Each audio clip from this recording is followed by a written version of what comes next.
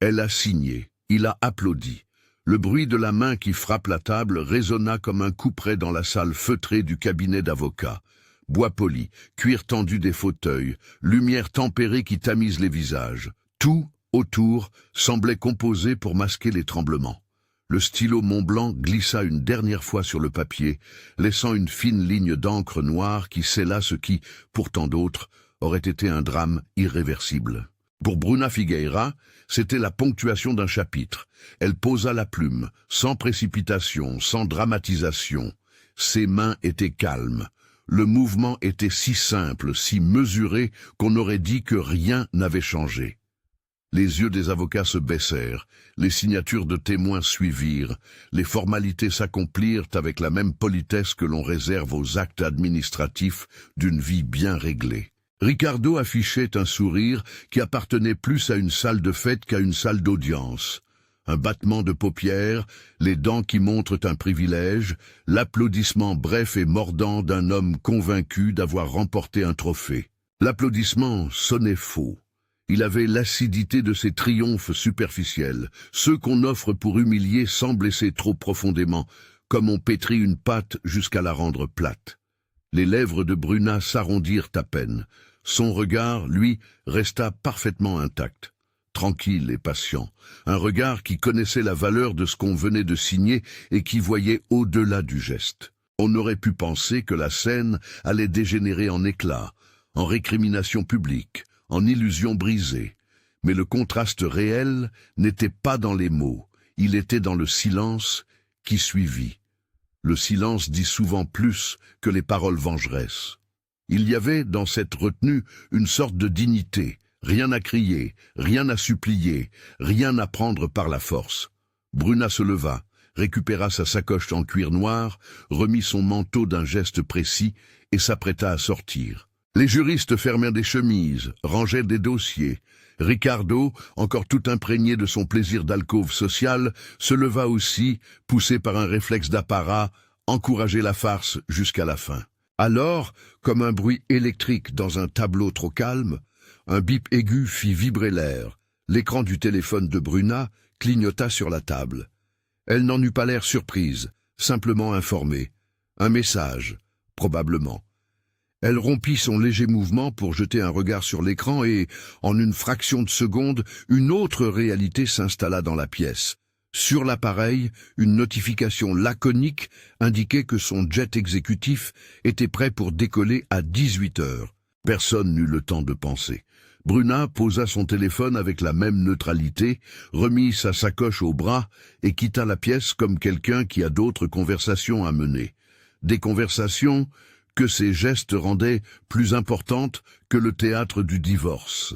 Ricardo resta immobile, à moitié fier, à moitié confus. Le sourire se figea. Le geste d'applaudissement, qui jusqu'alors avait fait sens dans son petit monde, perdit de sa substance au moment même où il comprit, avec l'étrange lenteur d'un réveil trop agressif, qu'il ne tenait pas la victoire qu'il croyait. Dehors, le hall du cabinet avala Bruna comme un couloir de transition. Elle marcha sans hâte, accompagnée d'un voile de formalité. Le surnom des collègues n'était plus que murmure. Un ascenseur aux parois miroitées l'emmena vers la porte où l'attendait une voiture noire, conduite par un homme dont l'uniforme portait la discrétion comme ordinaire. Pas de flash, pas d'exclamation.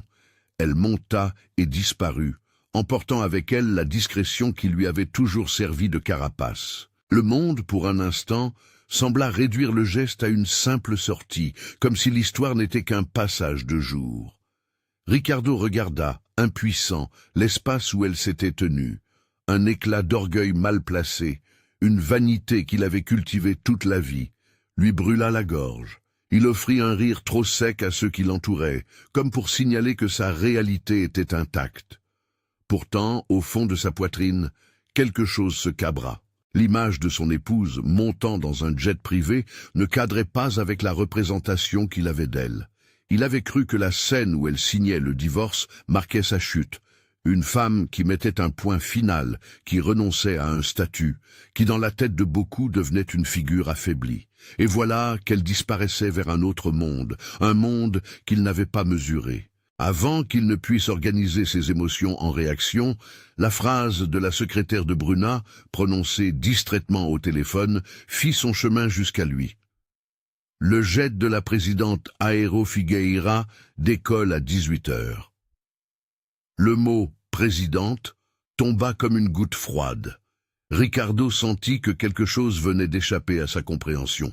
Non pas une manœuvre mesquine, mais une réalité construite en silence. Il était désormais face à une évidence qui le contraignait. Il avait sous-estimé la femme qui venait de signer leur séparation. Avez-vous déjà sous-estimé quelqu'un? Dites-nous en commentaire. Cette question, posée comme un piège doux pour l'audience, n'était pas étrangère à sa propre conscience. Ricardo quitta le cabinet sous prétexte d'un appel urgent. Dans la voiture, ses doigts pianotèrent frénétiquement sur l'écran de son téléphone. Appel après appel, recherche rapide et phrases lancées comme des filets pour attraper une vérité qu'il sentait glisser. Les premiers pas de son enquête étaient maladroits, à l'image d'un homme qui découvre qu'une partie de sa vie lui a été inexplorée. Il se souvenait pourtant de conversations antérieures, des commentaires sur la passion de Bruna pour la mécanique, des sourires cachés quand elle parlait d'avion, des répliques légères sur le fait qu'elle aimait mieux les moteurs que les mondanités. Mais ces éléments avaient été pour lui des curiosités, jamais des fondations. Un mari a parfois le talent de confondre ce qu'il voit avec ce qu'il veut voir. Il croyait la connaître parce qu'il avait partagé de la chambre à coucher, de la table et des invitations. Il n'avait pas imaginé que, dans l'ombre de ses habitudes, elle tissait une construction autre. La première trace concrète qu'il put atteindre fut un site web modeste mais professionnel. Aero Figueira, un nom qui sonnait comme une promesse sobre. Photos de hangars, d'équipes techniques serrées, d'un jet au liseré gris sur le tarmac. Un court texte d'entreprise parlant d'opérations internationales, de maintenance de pointe et d'expansion vers de nouveaux marchés.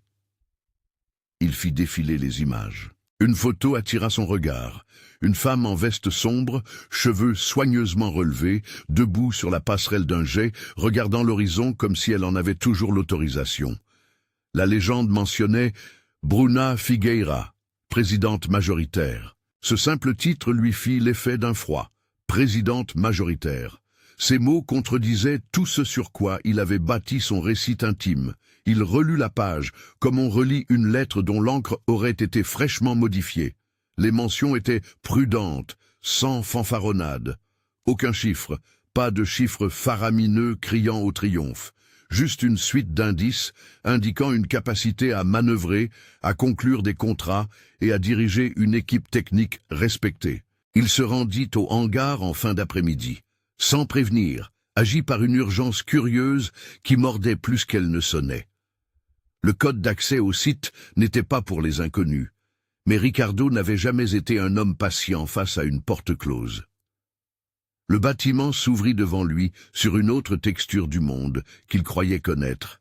Métal poli, odeur de kérosène, écho de clés anglaises frappant un métal chaud. Ici, les objets parlaient d'autre chose que d'ego. Ils racontaient de l'effort technique, des heures de travail à l'ombre des hangars, des spécialités apprises comme on apprend une langue étrangère. Un jeune technicien leva la tête quand il entra, essuyant ses mains sur un chiffon. Il salua sans affectation, puis reconnut le nom et inclina la tête avec un respect simple. Monsieur Salvador. Le prénom seul l'obligea. La connaissance de visage, le réseau des mondanités. Ricardo sentit sur sa peau la petite chaleur feinte que donnent les connexions sociales. Il demanda à voir la présidente. Le technicien eut un sourire prudent. « La présidente n'est pas à l'atelier, monsieur. Mais si vous avez un rendez-vous... » Ricardo avança, mettant des questions sur le comptoir, comme si elles pouvaient briser la réserve. Il parla de curiosité, de désir de comprendre, d'un passé commun qui méritait d'être clarifié. Le technicien, que l'on appelait João, répondit sans ostentation. « Madame Figueira connaît le terrain. Elle est passée par ici quand il fallait comprendre les chiffres, les incertitudes, la capacité de l'équipe. Elle n'est pas simplement une figure de réception. João prononça ces mots avec la même loyauté qu'on accorde à un chef. Dans la voix du mécanicien, il n'y avait ni mépris, ni exagération, juste la reconnaissance d'une compétence. Ricardo marcha entre les avions, frôla des carénages, sentit sous ses doigts la froideur du métal.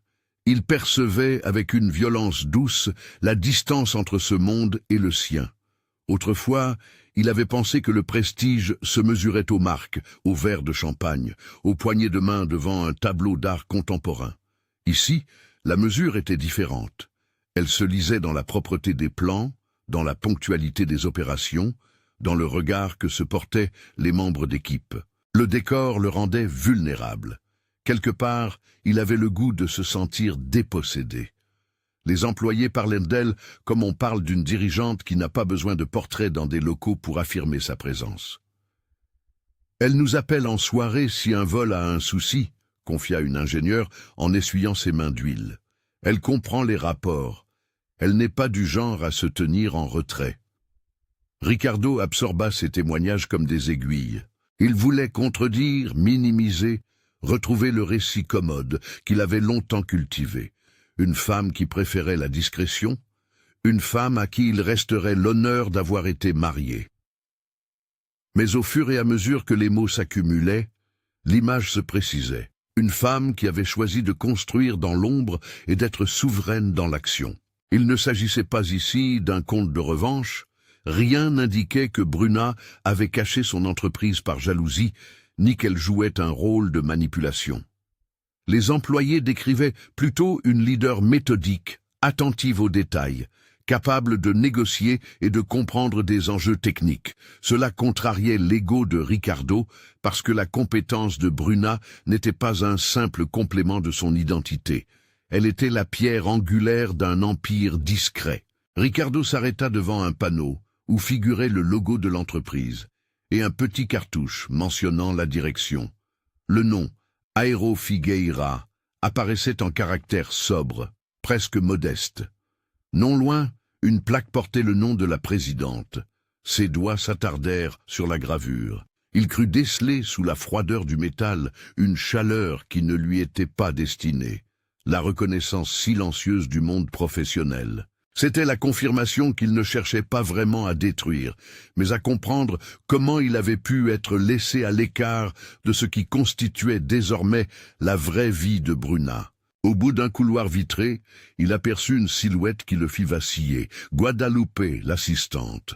Elle était là, ordonnant des agendas, portant dans ses gestes une exactitude tranquille. Ricardo n'avait pas prévu de la croiser. Elle leva la main en le reconnaissant. Son regard était mesuré, ni hostile, ni accueillant, comme celui d'une personne qui a appris à naviguer entre loyauté. Guadalupe et Bruna formaient une équipe discrète. Les petites synchronies entre elles racontaient une confiance silencieuse.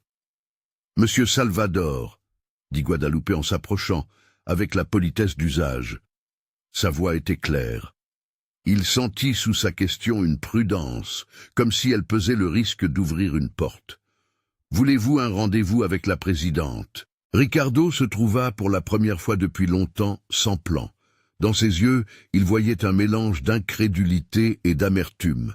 « Je suis ici pour des raisons personnelles, » répondit-il, cherchant l'espace pour respirer. « J'aimerais comprendre. » Guadalupe inclina la tête. Elle ne prit pas parti. La présidente reçoit rarement à l'improviste. Mais si vous le souhaitez, je peux vérifier ses disponibilités. Son ton neutre lui fit l'effet d'un juge qui reporte la sentence. Ricardo fit un pas de plus, la fixant. « Vous la connaissez bien ?»« Assez », fut la réponse. Pas de confession, pas d'attaque. Juste un mot qui contenait la capacité de la proximité alliée à la réserve professionnelle. Guadalupe ferma un dossier, cherchait une disponibilité.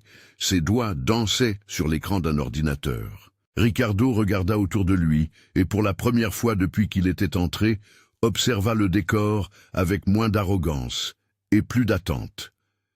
Les murs en verre offraient une visibilité sur l'atelier. Des hommes et des femmes au travail, concentrés, échangeaient des mots techniques que Ricardo sentit lui échapper. Il n'y avait pas de tapis rouge, pas de photos souvenirs avec des trophées, simplement l'efficience d'un lieu qui savait sa valeur. Il eut accès, sous forme de brochures institutionnelles posées sur le comptoir d'accueil, à des acquis de l'entreprise. Quelques contrats internationaux mentionnés de façon pudique, des partenariats de maintenance, des opérations de gestion de flotte. Aucun chiffre n'était étalé comme un panneau d'ostentation. Tout renvoyait à une construction méticuleuse, étape par étape, où les grandes annonces étaient rares mais solides. Ricardo feuilletait ces documents comme on inspecte un dossier médical, après une mauvaise nouvelle, dans l'espoir de trouver une faille, un signe de légèreté qui permettrait de reprendre sa propre histoire intacte. Mais les pages étaient sans écart. Les mots témoignaient d'une trajectoire mesurée. Au fond du hall, une porte vitrée menait au bureau de direction. On pouvait voir à travers le verre dépoli une table de réunion et des silhouettes en mouvement. Ricardo sentit dans sa poitrine une pointe de panique et une excitation curieuse. Il pensa à la signature de cet après-midi, à l'applaudissement dont il avait été l'auteur. Ce rire qui avait semblé triomphant se transformait en un souvenir maladroit, comme un écho qu'on n'aurait pas su interpréter. Il avait, dans son esprit, besoin d'un face-à-face. La rencontre ne promettait rien de spectaculaire. Bruna n'avait pas l'habitude de dramatiser, il le savait, mais il voulait entendre d'elle, de sa propre voix, pourquoi elle avait choisi la discrétion, et surtout pourquoi il n'en avait rien su. Il imaginait déjà son excuse, prête à le défendre. L'ignorance, la pudeur, la volonté de ne pas impliquer sa famille. Ces explications étaient plausibles. Elles semblaient d'abord simples, adaptées à la nature même du projet de Bruna. Guadalupe revint avec un air légèrement contrit. « La présidente a une réunion dans une vingtaine de minutes, dit-elle. Si vous pouvez attendre, je pourrais vous faire introduire à la fin. » Avec 2 minutes, cela ressemblait à une éternité et à un temps raisonnable tout à la fois. Ricardo accepta. Il s'installa dans un fauteuil en cuir, fit mine d'observer la décoration, et ses yeux glissèrent à nouveau sur les détails familiers. Une photo encadrée d'une cérémonie de lancement, le reflet de la piste dans une baie vitrée, un petit trophée remis à l'équipe technique pour un projet mené avec succès. Ces signes, bien qu'humains, ne retenaient pas la reconnaissance publique. Ils parlaient au contraire d'une modestie organisée. Lorsqu'enfin il se leva pour être conduit vers la salle de réunion, son flux de questions ne cessait pas. Avait-elle travaillé pendant toutes ces années pour se défaire de leur union? L'avait-elle construit comme une échappatoire nécessaire ou comme un but personnel indépendant? Les réponses lui semblaient maintenant importantes, non seulement pour sa fierté, mais parce qu'elles allaient redéfinir la personne qu'il avait aimée, la transformation de l'image qu'il portait d'elle. Le couloir vers la salle de réunion avait la clarté d'un aéroport. Vitres, acier, lumière rasante qui faisait briller le tarmac. À travers la porte en verre, il entrevit une silhouette familière. Bruna, adossée à une baie, regardant le soleil se refléter sur un fuselage. Sa posture était celle d'une personne qui savait ce qu'elle regardait. Dans son tailleur, elle n'était pas féminine pour l'effet.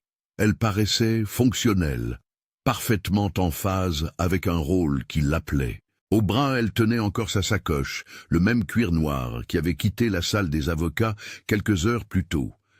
Ricardo sentit son cœur se serrer dans une drôle d'empressement. Il se demanda si elle avait perçu son entrée. Un murmure léger parcourut la salle, une conversation qui s'éteignit presque aussitôt. Quand elle se retourna, il y eut d'abord la surprise, un mouvement sans emphase, juste le recadrage d'un visage sur le sien. Bruna ne sourit pas, elle ne grimaça pas. Elle regarda simplement, avec une émotion contenue mais lisible, une curiosité distante. « Monsieur Salvador », dit-elle d'une voix dont la neutralité masquait la réserve. Son ton n'était ni doux ni hostile. Il contenait la fermeté d'une personne qui, dans sa vie, avait appris à poser des limites. Ricardo sentit que l'instant demandait plus que des mots préparés. Toutes les petites ruses de l'ego, les discours de supériorité qu'il avait entretenus pour se convaincre qu'il était resté le centre, semblaient minces face à la présence de la femme qui se tenait devant lui.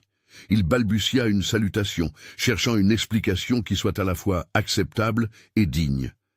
Elle l'écouta, sans l'interrompre. Puis, calmement, elle offrit son propre récit. Pas une litanie de reproches, mais une suite de vérités posées comme des assises. L'incompatibilité croissante, le besoin d'espace pour développer une ambition professionnelle, le refus de sacrifier son identité. Elle parla de décisions mûries, d'options choisies silencieusement, d'un travail patiemment réalisé loin des regards. Ricardo entendit tout cela et ressentit, à mesure que les phrases se déroulaient, des échos différents dans sa propre histoire. Les dîners manqués, les priorités qu'il avait imposées, la façon dont il avait interprété la discrétion de Bruna comme faiblesse. Sa gorge se noua de reconnaissance tardive et d'un peu de honte.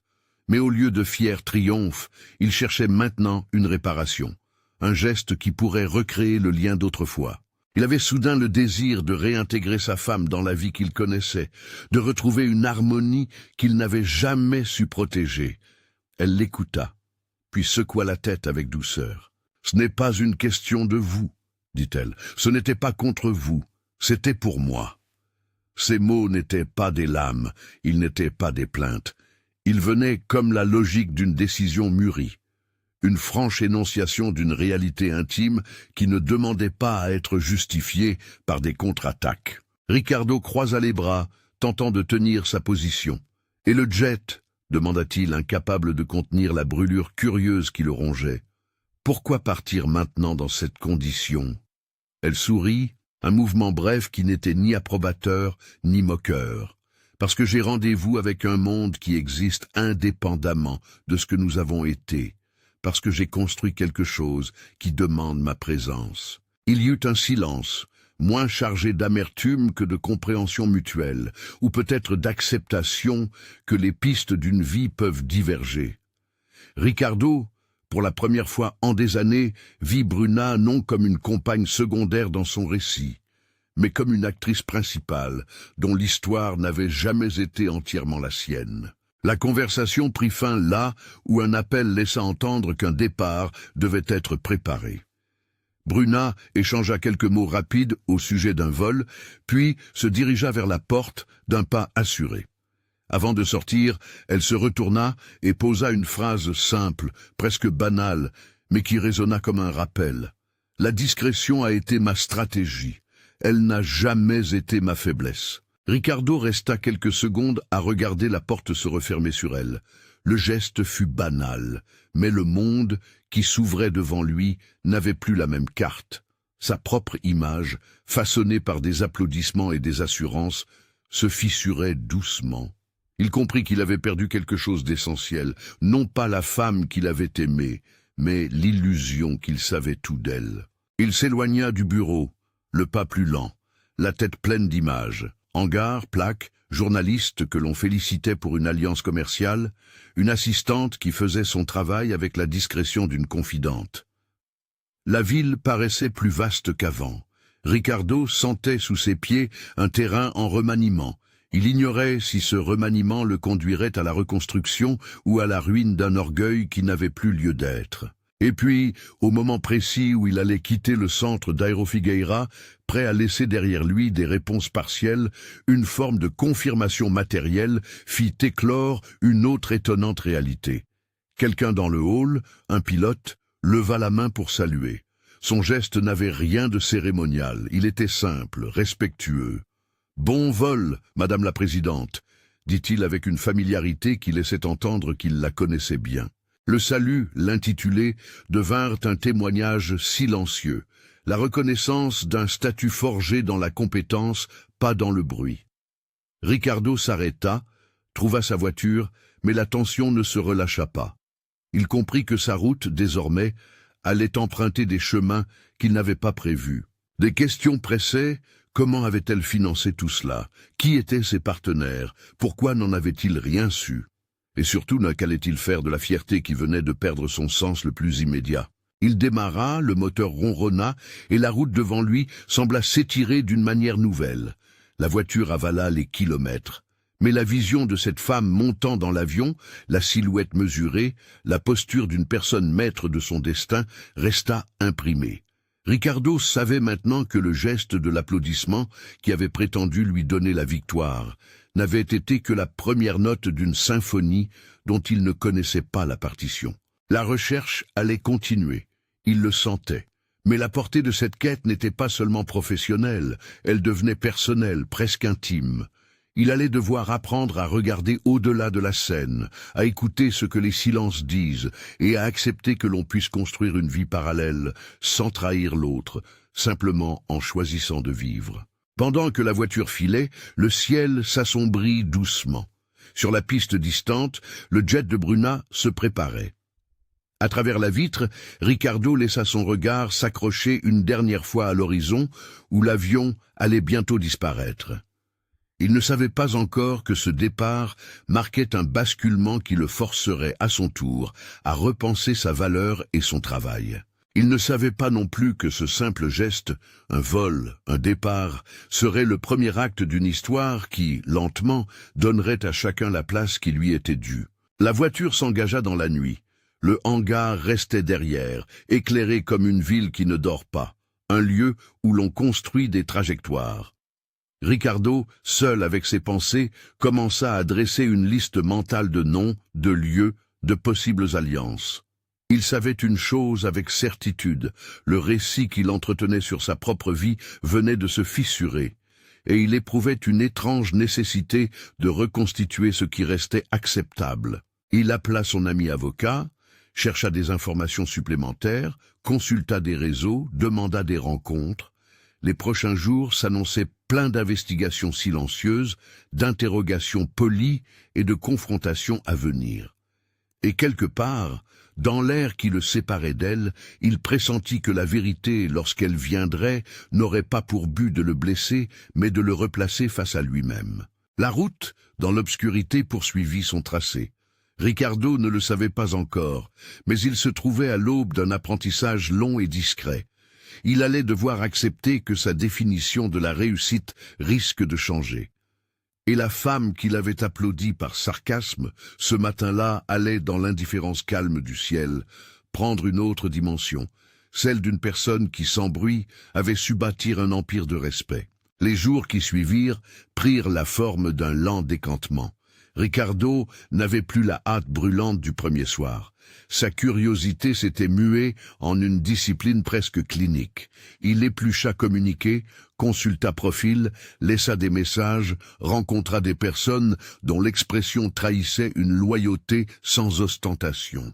À mesure qu'il rassemblait des bribes, ce qu'il découvrait n'était pas un récit de tromperie ou de volonté de nuire, mais la construction patiente d'un projet. Une succession d'actes modestes, répétés jusqu'à la solidité. Les premières semaines le mirent face à des réalités qu'il n'avait jusque-là effleurées qu'à travers des conversations superficielles. Il apprit que Bruna passait des nuits dans des ateliers, qu'elle corrigeait des notes de fournisseurs depuis des hôtels, qu'elle se joignait à des essais en piste quand la logistique l'exigeait. Il lut des témoignages simples, membres d'équipes qui évoquaient de leurs dirigeantes comme quelqu'un qui comprend la graisse sur les mains, pilotes qui parlèrent d'un regard qui évaluait, pas qui domptait.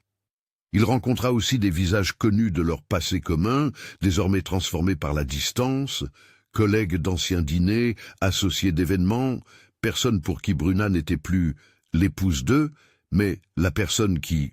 Chaque découverte était une pierre ôtée à l'édifice de certitude qu'il avait élevé. La gêne ne prit pas la place d'un ressentiment vindicatif. Elle devint une invitation à se regarder autrement. Il passa des nuits à penser aux conversations qu'il n'avait jamais eues, aux priorités qu'il avait choisies sans demander, au silence qu'il avait interprété comme consentement. Ce travail intérieur était moins spectaculaire que les enquêtes extérieures, mais il fut plus décisif. Un matin de brume, alors que la ville titubait entre hiver et printemps, Ricardo prit la décision d'agir autrement. Il arrêta de chercher à prouver quelque chose et entreprit de comprendre.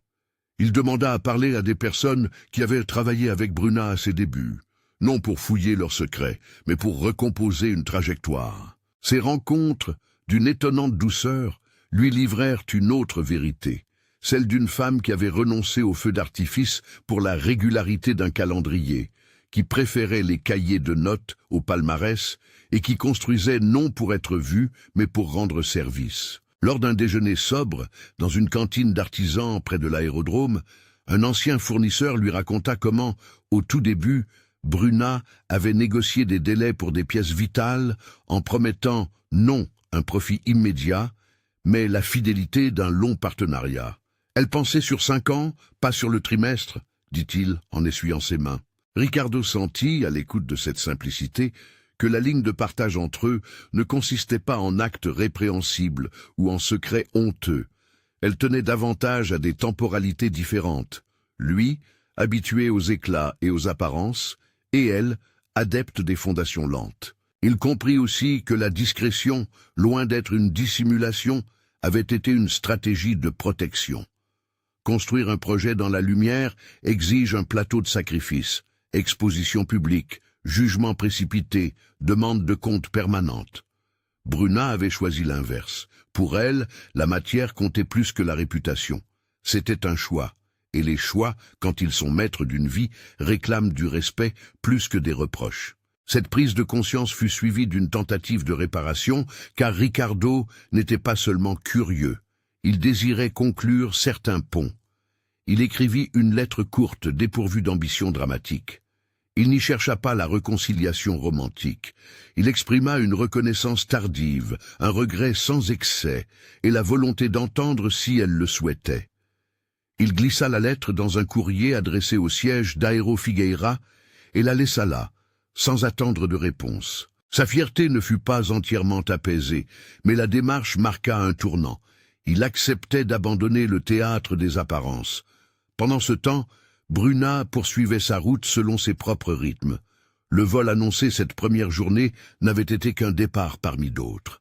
Les semaines qui suivirent furent rythmées par une série de décisions discrètes qui, posées les unes après les autres, prirent la forme d'une expansion mesurée. Des partenariats de maintenance se consolidèrent, des contrats de gestion de flotte furent renouvelés et Aero Figueira étendit son réseau à quelques hubs régionaux, sans fanfare, mais avec une efficacité qui commençait à attirer l'attention d'un cercle professionnel plus large. Elle n'affichait pas ses victoires.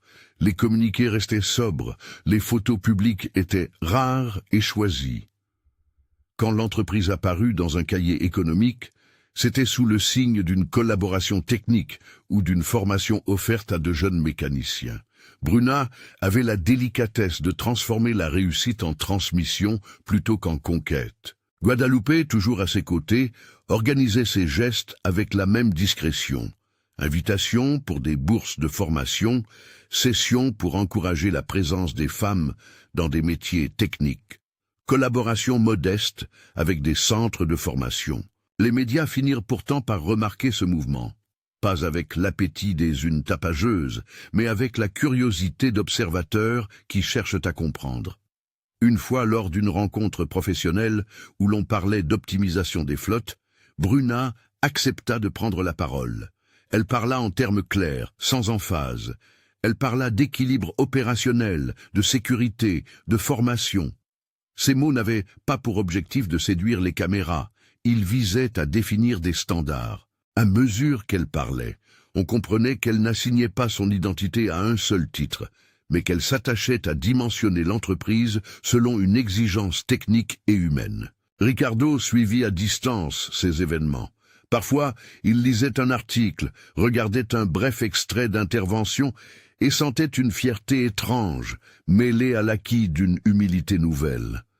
Il ne revendiqua jamais le droit d'en profiter comme avant. Il limitait sa satisfaction à un sentiment silencieux, la possibilité d'avoir connu un temps quelqu'un d'important. Ces petites joies privées ne cherchaient pas à se transformer en reconquête.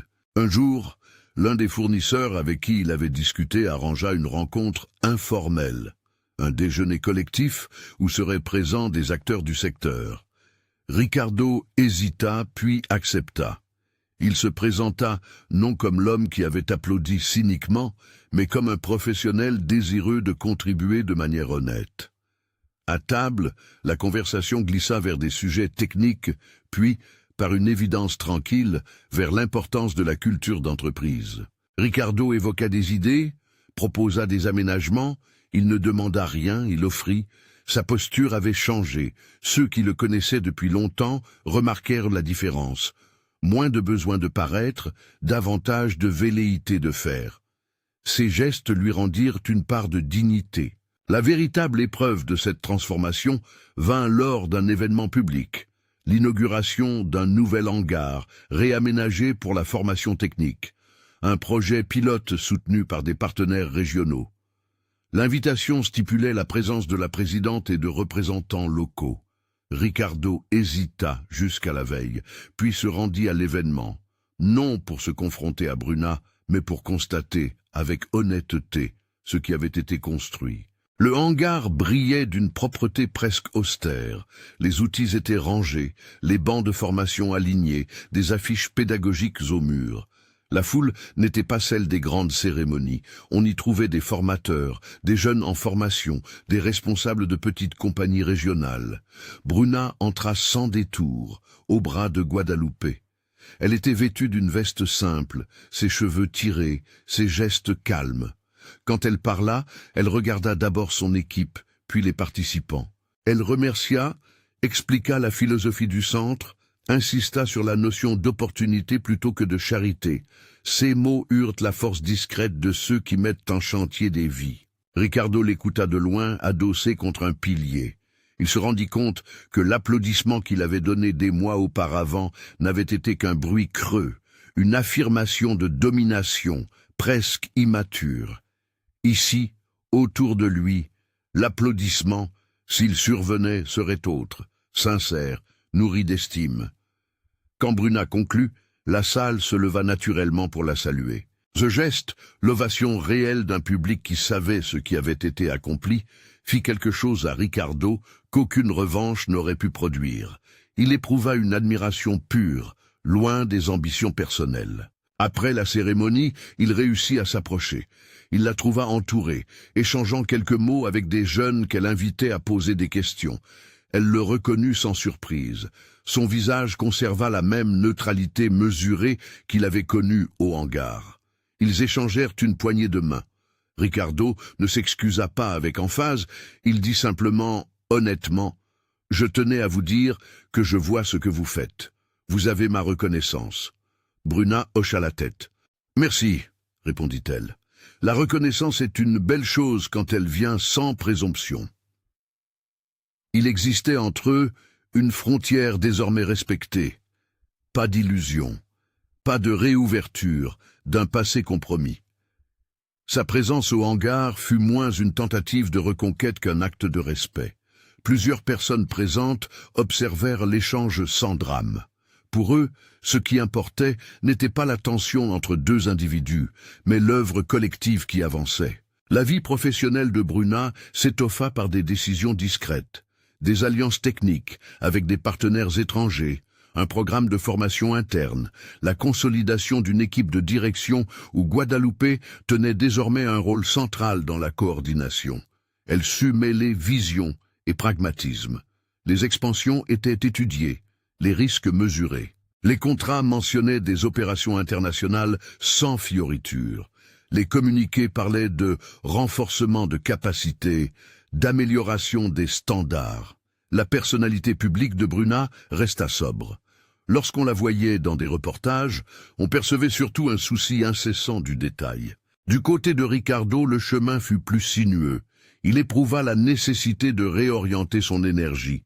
La même fierté qui l'avait poussé autrefois à des démonstrations de prestige pouvait désormais servir à des initiatives utiles. Il s'engagea avec un groupe d'anciens collègues dans un projet modeste, proposer des programmes de mentorat pour jeunes entrepreneurs focalisés sur l'éthique et la durabilité des affaires. Ce n'était pas la même sphère que l'aviation, mais le mouvement possédait une parenté, construire, à partir de ressources parfois limitées, des trajectoires crédibles. Son travail de réparation ne prit pas la forme d'un acte spectaculaire. Il s'agissait d'heures d'échanges, de rencontres, d'écoute. Au fil des mois, il découvrit la satisfaction d'investir son énergie dans la progression d'autrui plutôt que dans la démonstration de son propre éclat.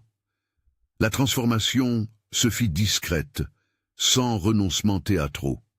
Il cessa d'attendre une validation extérieure et, progressivement, retrouva une sérénité moins fragile. Les saisons passèrent.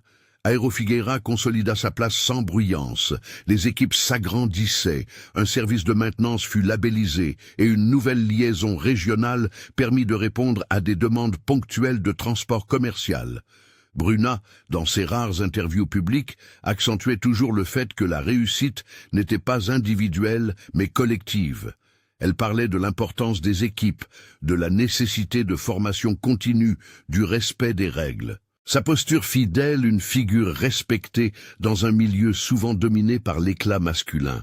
Elle n'était pas devenue une icône. Elle était devenue une référence méthodique. Un élément marquant de cette évolution survint lorsqu'une crise technique, survenue lors d'un vol de transfert, nécessita une gestion nocturne. Un pilote, connu pour son professionnalisme, appela Bruna tard dans la nuit. Elle interrompit ce qu'elle faisait, se rendit sur place, coordonna les interventions, prit des décisions sans panique. Ce n'était pas un acte spectaculaire, c'était une présence qui pour beaucoup valait plus que 1000 communiqués. Le pilote, au lendemain, dit d'elle qu'elle était là où il fallait, sans plus de lyrisme. Ce genre de petite anecdote se propagea parmi ceux qui gravitent autour des opérations et contribua à cimenter la réputation de la présidente. Ricardo, d'où il était, entendait ces récits et sentait se former une image plus complète. Il se permit parfois d'envoyer un message bref à un contact commun pour féliciter, non pour récupérer une vie partagée, mais pour reconnaître publiquement une compétence. Il ne chercha ni retour ni approbation, l'acte simple de saluer un travail bien fait lui suffisait. De telles petites marques de respect, prodiguées sans fanfare, firent partie de sa propre reconstruction. Le monde, cependant, n'était pas qu'une suite d'événements lisses. Ricardo dut également affronter la stigmatisation sociale, quelques commérages sur le divorce, quelques remarques blessantes d'anciens pères. Mais il avait appris à privilégier la substance des actes à la légèreté des paroles. Cette attitude le protégea des blessures et lui permit de persévérer. Quelques années après la signature, survint une invitation inattendue. La proposition d'un conseil consultatif pour une association locale cherchant à développer des formations techniques en lien avec l'aéronautique. Les organisateurs savaient l'importance d'inclure différentes compétences. Ils proposèrent à Ricardo une place, non pour effacer son passé, mais pour profiter d'un regard désormais plus mature. Il accepta. C'était une manière de contribuer et surtout d'apprendre encore. Cette acceptation eut des répercussions plus subtiles qu'il n'aurait pensé. Par un curieux jeu de chemins croisés, l'association se trouva à coopérer ponctuellement avec Aero Figueira sur un projet de bourse. La collaboration se déroula dans une ambiance professionnelle, sans mise en scène. Guadalupe s'occupa de la coordination des agendas. Bruna supervisa la sélection des candidats. Ricardo observa le projet comme on regarde un navire qu'on a aidé à tracer sur une carte. Personne n'en faisait un sermon. On choisissait simplement d'agir. Lors d'un moment clé, au cours d'une réunion de validation, Bruna fit une remarque brève et précise sur le profil des bénéficiaires. Ricardo écouta, pris par cette précision. Après la session, il l'aborda, non pas pour ressasser le passé, mais pour proposer une idée de mentorat croisé entre l'association et Aero Figueira. Elle accepta sans cérémonie. Ce geste, apparemment froid, représentait une vraie reconnaissance professionnelle. Deux acteurs qui acceptaient d'allier ressources pour une cause commune. À la suite de ce partenariat, plusieurs jeunes eurent accès à des formations spécifiques et quelques-uns trouvèrent des postes au hangar. C'était une victoire faite de pas modestes. La relation entre eux avait pris une forme nouvelle, faite d'échanges professionnels et d'un respect tenu. Il n'y eut pas de retrouvailles passionnées, pas de volonté de recomposer ce qui avait été dissous. Il y eut, à la place, une image de deux trajectoires parallèles qui se croisaient sur des projets concrets. Ils se saluèrent en public, échangèrent parfois des dossiers et partagèrent un consensus. Chacun devait tenir sa place, pour le bien commun. Le moment qui scella définitivement cette paix fut, d'une certaine manière, symbolique. Une grande fête de la communauté aérienne fut organisée, réunissant entreprises, formateurs et jeunes venus des programmes de formation. Au cours de la soirée, un acte se produisit, la remise de diplôme à une première promotion sortie du programme conjugué de l'association et d'Aéro Figueira. Bruna monta sur l'estrade pour remettre les certificats.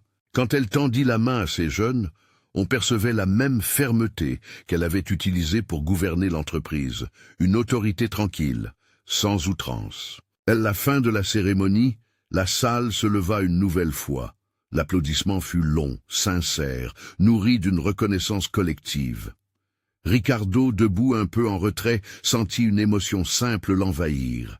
Il comprit que l'applaudissement véritable ne correspondait pas à la vanité d'un homme qui cherche à humilier, mais à la gratitude d'une communauté qui sait reconnaître le travail. Son regard croisa celui de Bruna pendant un instant, ils échangèrent un sourire mesuré. Aucun mot n'était nécessaire. Le triangle d'émotions, reconnaissance, recul, paix, se résolut en silence. Les années qui suivirent firent de Bruna une figure respectée, mais jamais exposée comme une vedette. Elle continua d'ouvrir des routes, d'améliorer des standards, d'envoyer des jeunes techniciens en formation. Sa présence médiatique resta ciblée sur des sujets rationnels. Sécurité, formation, inclusion. On la vit moins dans les couvertures brillantes que dans les sections techniques, et cela lui convenait parfaitement.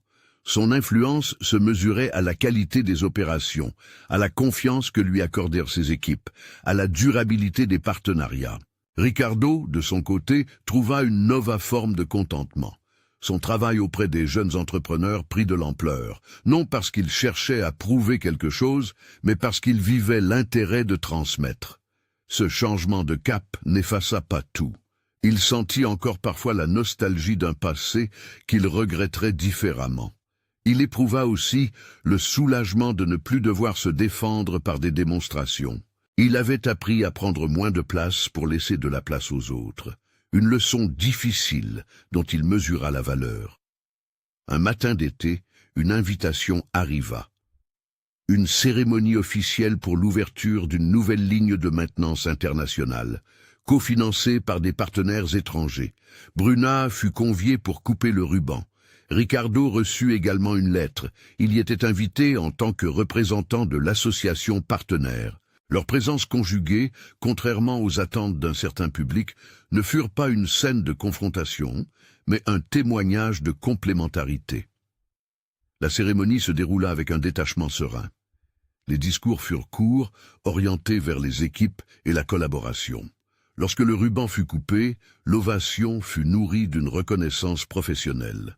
Puis vint le moment que tous attendaient, ou presque. Bruna, après la cérémonie, se dirigea vers l'appareil qui devait transporter quelques invités pour une visite technique. Le jet, poli comme un instrument, attendait sur le tarmac.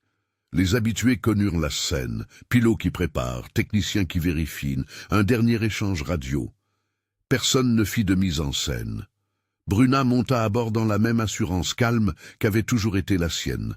Guadalupe l'accompagna jusqu'à la passerelle. Un pilote, en la saluant, prononça son titre avec un mélange de respect et de complicité. « Bon vol, Madame la Présidente !» Ricardo, resté un peu à l'écart, observa. Il se rappela en un instant l'applaudissement sec qu'il avait offert le jour de la signature.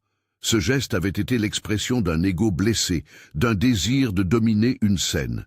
Ici, sur le tarmac, l'applaudissement qui naquit, si l'on peut parler d'applaudissement, était silencieux et profond. Il n'était pas un bruit de malice.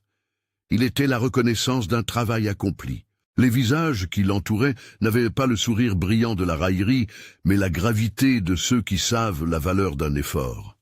Quand l'avion prit de la vitesse et s'éleva, laissant la piste derrière lui, Ricardo sentit une paix nouvelle le traverser. Il comprit que son applaudissement initial n'avait pas été la dernière parole du récit. Il n'avait été qu'un fragment.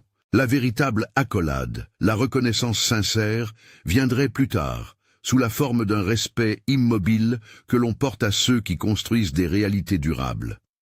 Son regard suivit l'avion jusqu'à ce qu'il ne fût plus qu'un point dans le ciel. Un sourire, discret, se dessina sur ses lèvres. La vie, pour eux deux, prit ses formes distinctes. Bruna continua d'élargir ses actions, de veiller sur son équipe et d'ouvrir des voies. Elle resta fidèle à sa manière, préférait l'action au discours, la constance à l'éclat. Ricardo, désormais allégé de quelques certitudes, trouva une joie nouvelle dans le service et la transmission. Ils apprirent, chacun à sa manière, que la reconnaissance n'annule pas la douleur, mais qu'elle permet de la transformer. Quelques années plus tard, une photographie circula dans les milieux professionnels. Une image prise lors d'une remise de prix collective où l'on voyait des visages d'équipe, des techniciens, des formateurs et au centre, Bruna souriante, entourée de ceux qu'elle avait soutenus. On y voyait aussi, discrètement, Ricardo, assistant à l'événement comme invité d'honneur d'un programme. La photo ne fit pas la une des journaux. Elle fut partagée par ceux qui connaissaient la valeur de ses gestes. Pour beaucoup, elle résumait une leçon simple. La grandeur ne réside pas dans l'éclat d'un geste unique, mais dans l'accumulation d'actes posés avec sérieux. Quand parfois des voix demandaient s'il y avait eu revanche, la réponse était la même, silencieuse. Non. Il y avait eu révélation. Celle d'une femme qui n'avait pas choisi la route la plus bruyante, mais celle qui lui permettait d'être fidèle à ses capacités. Il y avait eu reconnaissance, lente, parfois tardive, mais réelle. Et il y avait eu réajustement. D'un côté, un homme qui apprit combien l'ego peut obscurcir la connaissance d'un autre, de l'autre, une femme qui apprit que la puissance tranquille est plus durable que la démonstration. La dernière image que beaucoup gardèrent fut simple et exemplaire. Sur la piste d'un aéroport régional, un soir d'automne, un jet roula vers la piste. Bruna, comme toujours, monta à bord avec la même assurance. Elle salua d'un signe de tête, prit place, et l'avion s'éleva. Parmi les spectateurs, il y eut ceux qui applaudirent parce qu'ils connaissaient l'effort, ceux qui levèrent la main en signal discret, et un homme, en retrait, qui sourit sans bruit. L'applaudissement sarcastique d'autrefois avait perdu de sa portée. Il avait été remplacé par une reconnaissance authentique, plus forte parce qu'elle venait du monde réel, des hangars, des équipes, des jeunes formés. Elle avait signé le divorce.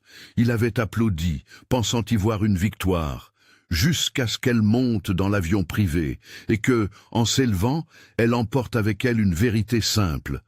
La valeur d'un travail ne se mesure pas aux applaudissements de salon, mais au silence respectueux des pistes. Si cette histoire vous parle, partagez-la avec quelqu'un qui peut-être tarde à voir la force tranquille d'une personne qu'il sous-estime.